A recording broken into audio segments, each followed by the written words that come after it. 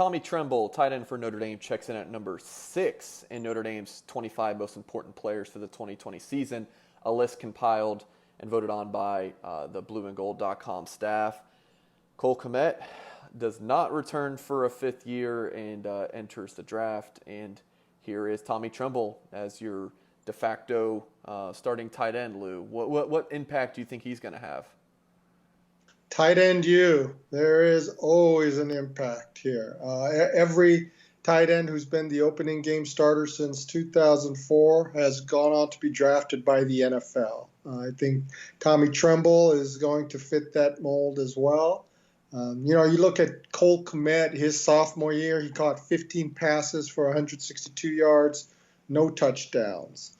And Tommy Tremble, as a sophomore, he actually started 7 games. Not in place of Cole Kmet, but because Notre Dame uses the double tight end alignment with such frequency, he was out there for a good chunk of time, and he eclipsed what Cole Kmet did as a sophomore. 16 catches, 183 yards, 4 touchdowns. But I think what is especially impressive and kind of overlooked is that Pro Football Focus gave him an 82.2 run blocking grade. I think we have this vision of when George Takis and Tommy Tremble signed with Notre Dame a couple of years. Oh, well, Takis is the big blocking guy, just like a Brock Wright, and Cole Kmet was the receiver. And Tommy is really just the receiving guy. You watch him so many times, he was so effective, and that's why he probably did get the start 7 times, because of not what he did merely as a pass receiver, where he provides that vertical threat at the tight end position where you can line him up in the slot too, but also the physicality. I think that became the surprise, and the effectiveness that he did with his blocking. Now, Lou, we talk about with this list, if you took this player away, how does it impact the team? With Tremble, the tight end room is pretty loaded, even with, with Wright, who you mentioned, Michael Mayer, a true freshman who did not make the list but was right on the cusp. I know he received some votes. So were you surprised to see him in the top 10? I know you had him in the top 10, and I did as well.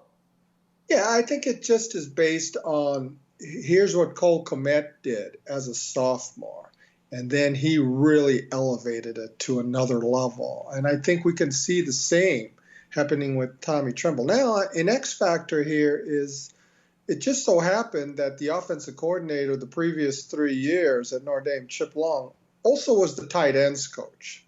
So there's going to be a partiality there, not because it's just his position, because you had a lot of great talent there as well. But it'll be interesting to see if they continue that use of the tight end that was really emphasized the previous 3 seasons. And I think with somebody like Tremble, yeah, I could definitely see it. But it also goes back to you can't be one-dimensional at the position. And, I mentioned he had an 82.2 grade. I think Cole Kmet was only a 55 with the run blocking aspect. Now, in fairness to Cole, he played twice as many snaps, and there's going to be a cumulative effect many times there.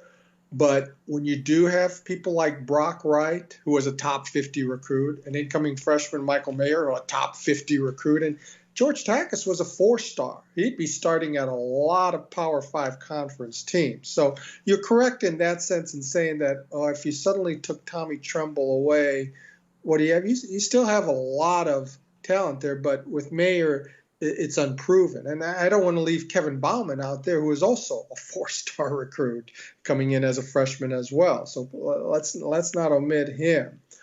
But given the importance of what the tight end has meant to the Notre Dame offense, and what he's able to provide vertically as a run blocker and in so many areas, he's one of the constants you're looking for in the offense, in an offense that there's a lot of questions at running backs, and there's a lot of questions as to who's going to be an alpha figure at the wideout position. So I think there's at least some stability there with Tommy Tremble.